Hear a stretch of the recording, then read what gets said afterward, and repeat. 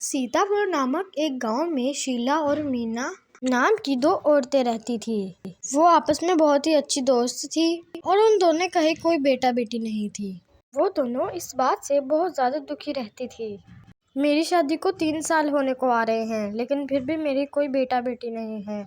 पता नहीं कब मेरा कोई बेटा बेटी आएगा। हाँ शीला बहन, मैं भी इस बात से बहुत ज्यादा दुखी हूँ। अपना बेटी बेटी के बारे में सोचकर बहुत ही दिल को दुख होता है कि काश हमारा भी कोई बेटा बेटी होता। मेरे ससुराल वाले पहले ही मुझसे रूठे रूठे रहते हैं कि इसका तो कोई बेटा बेटी है नहीं। मेरे साथ भी ऐसा ही हो रहा है। फिर अगले दिन फिर सिन्हा को उसकी माँ का फोन आता है। हाँ बेटा, कैसी हो? हाँ माँ, मैं ठीक हूँ। मुझे पता है कि तेरा मुंह उतरा उतरा हुआ है। तेरा कोई बेटा बेटा नहीं है, इस वजह से तेरा मुंह उदासी से भरपूर होगा। मेरी बेटा बेटी ना होने के कारण पता है मुझे कितने ज्यादा ताने सुनने पड़ते हैं, पर अब नहीं ताने सुनने को मिलेंगे। तेरा बेटी बेटी होने के लिए मैंने एक हल ढूंढ दिया है। वाह अम्मी, कैसा हल? मुझे भी बताओ। कौन सा ऐसा हल है जिससे मेरा बेटी बेटी पैदा होगा? तू ये सुनकर बहुत ज्यादा खुश होगी। अरे माँ, बाकी सारी बातें छोड़ो, जल्दी जल्दी मुझे बताओ। अरे बेटा, हमारे गांव में एक चमत्कारी बाबा आए हैं। मैंने उनसे तेरे लिए एक तावीज ले लिया है और वो कह रहे हैं कि तेरे समस्या का हल हो जाएगा। अरे माँ, क्या बताया उन लोगों ने? हाँ, और जल्दी घर आ जाएं। हाँ हाँ, मैं अगले हफ्ते ही आ जाऊंगी। वो इतनी ज़्यादा खुश होती है कि वो अपनी अपनी बेस्ट फ्रेंड के पास जाती है और उसको बताती है कि आज मेरी माँ का फ़ोन आया था और उन लोगों ने ना मेरा संतान होने के हल निकाल लिया है। वो कैसे? वो उधर गांव में एक जादुई बाबा आए हैं, उन लोगों ने कोई हल निकाला है। मैं अगले हफ्ते ही जाऊंगी। अच्छा, अरे वाह, ये तो बहुत ही अच्छी बात है। चलो, हम दोनों की समस्या का कोई हल तो निकला। ऐसा कर, तू भी चल मेरे साथ मेरी माँ के गांव। उस बाबा से तेरी भी मुलाकात करा देते हैं, क्या पता तेरी भी समस्या का हल हो जाए। नहीं यार, मैं नहीं जाना चाहती। मैं इन बाबा पे बिल्कुल भी एतबार नहीं करती। क्या ये फ्रॉड हो सकता है क्या कुछ और? लेकिन मैं नहीं जाऊंगी। तुम्हें जाना है तो जाओ। बल्कि मेरी माँ ने ये भी बोला है कि वो बहुत पहुंचे हुए बाबा हैं। चल ठीक है, अगर तुझे जाने का नहीं मन है तो मैं तुझे जोर नहीं दूंगी। फिर एक हफ्ते बाद मीना अपने अम्मी के गांव में जाती है और उसकी अम्मी उसको उस बाबा के पास लेकर जाती है। मैं तुम्हें एक चमत्कारी चूरन दे रहा हूँ, उससे तुम्हारा बेटे बेटे जरूर पैदा होगा। अच्छा बाबा, ठीक है, मैं इस चूरन को खा लूंगी। अरे बेटी, मेरे पैसे दे दो। 300 रुपये।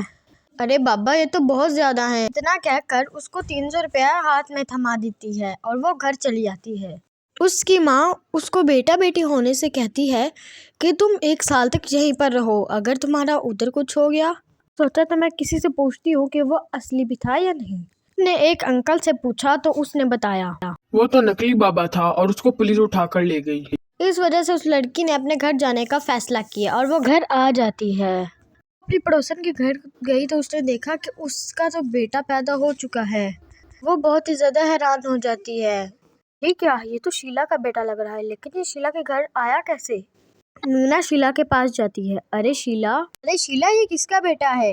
अरे ये मेरा बेटा है, सूरज। और हाँ, तुम तो कह रही थी मैं किसी बाबा के पास जाऊंगी, बस ये तो मुझे अल्लाह नहीं दिया है। तुम्हारा बेटा कहाँ पर है?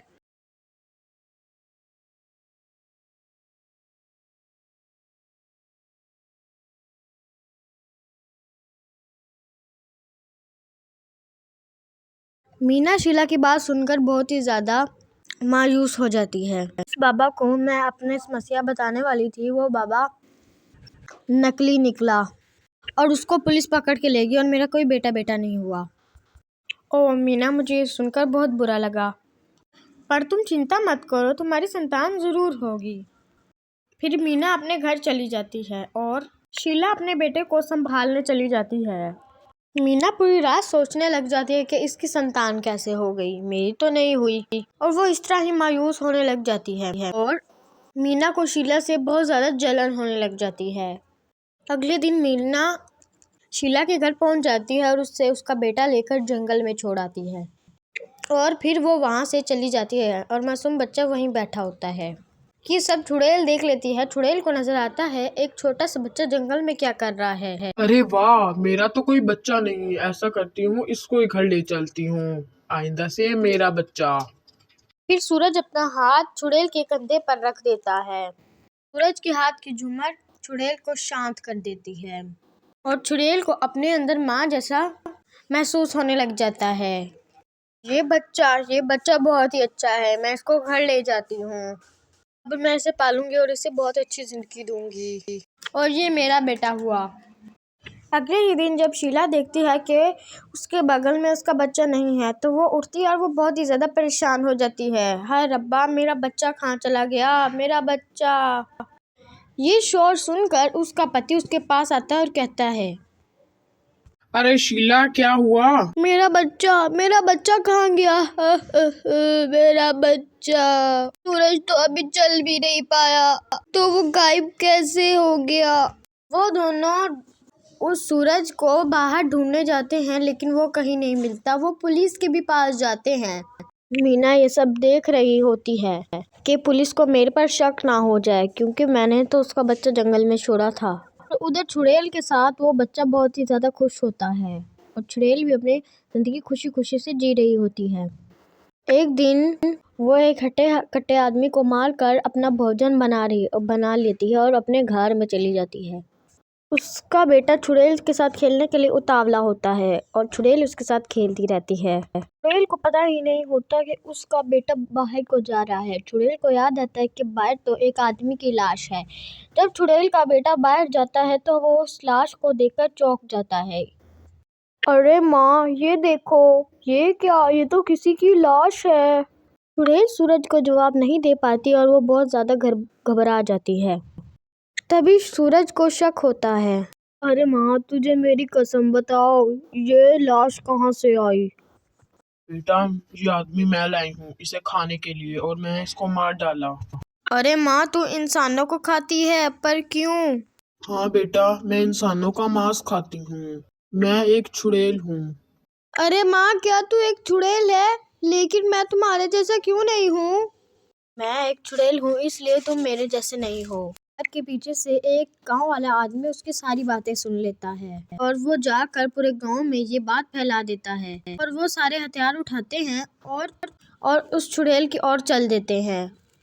अरे भाई, यही है वो घर जिसके अंदर वो चुड़ैल थी और मैंने उसके साथ एक बच्चा भी देखा। अरे चुड़ैल, बाहर निकल। कहाँ बैठी बैठी है? अब हमें पता चल चुका है। बाहर निकल। बाहर निकलती है या अंदर आए हम? तभी वो चुड़ैल अपने बच्चे के साथ बाहर आती है तो वो आदमी उस चुड़ैल को रस्सियों से बांध देते हैं और उसको गांव की ओर ले जाते हैं। वहां दरख्त के नीचे पूरा गांव खड़ा होता है देखने के लिए ये किसका बेटा है। अरे रुको रुको, मेरी माँ को कहाँ ले जा रहे हो? गांव वाले सूरज के मुंह से माँ शब्द सुनकर हैरान रह जाते हैं। अरे बेटा, ये तुम्हारी माँ कहाँ से है? ये तो एक चुड़ैल है, चुड़ैल। अरे बेटा, तुम्हें यकीन नहीं है ना? ले, इस चुड़ैल के मुंह से सब सच सुन ले। हाँ बेटा। ए चुड़ैल, चल बता सब सच सच। अच्छा ठीक है, मैं सब कुछ सच सच बता देती हूँ। और सूरज उसकी बात को ध्यान से सुनता है। तुम मेरे बेटे नहीं हो। तुम एक जंगल में पड़े हुए थे और तुम बहुत ही ज़्यादा छोटे थे और मैंने सोचा कि मैं तुम्हें खा जाऊं, लेकिन मेरा दिल ललचाया जब तुमने मेरे ऊपर हाथ रखा तो मैंने तुम्हें गोद ले लिया और फिर मैं तुझे अपने बेटे की तरह पालने लगी। लेकिन मैंने तुझे अपनी माँ की कमी नहीं होने दी। फिर गांव के भीड़ में से मीना निकल कर आती है और वो कांपते हुए सबको बता देती है कि इसे जंगल में मैंने छोड़ा था जब तुम बहुत ही ज़्यादा छोटे थे। ना तुम बोल सकते थे और ना तुम चल सकते थे, तब मैंने तुम्हें जंगल में छोड़ दिया था क्योंकि मुझे इससे जलन होने लगी थी कि इसकी औलाद है और मेरी नहीं है। इसलिए मैं गुस्से में तुम्हें जंगल में छोड़ आई। फिर भीड़ में से शीला और उसका पति आते हैं और कहते हैं, तुम हो जो जिसने मेरा बेटा गायब किया। तुम्हें एक माँ से उसका बेटा छीनते हुए शर्म नहीं आई? मुझे माफ़ कर दो, मेरे से बहुत बड़ी गलती हो गई। तो आप हो मेरी असली माँ? मुझे बताओगा कोई कि कौन है मेरी असली माँ? लेकिन ये चुड़ैल जैसी भी है बहुत ही अच्छी है। और ये मेरी माँ है, मैं इसी के साथ रहूंगा। मैं जानती हूँ कि तुम मेरे से बहुत ज्यादा प्यार करते हो। ऐसा समझो कि मैं तुम्हारे साथ कभी भी नहीं रही और तुम्हारी असली माँ जिसने तुम्हें जन्म दिया है, तुम उसी के साथ रहो और खुशी खुशी रहो। अरे तुम मेरा बेटा है, आजा मेरे पास। लेकिन मैं इस चुड़ैल के साथ भी रहूंगा। मैं अगले जन्म में तुम्हारी माँ होंगी। वो इतना कहकर गायब हो जाती है और वो सूरज अपनी माँ के गले लग जाता है। मेरे चैनल को सब्सक्राइब कर लो। Bye bye.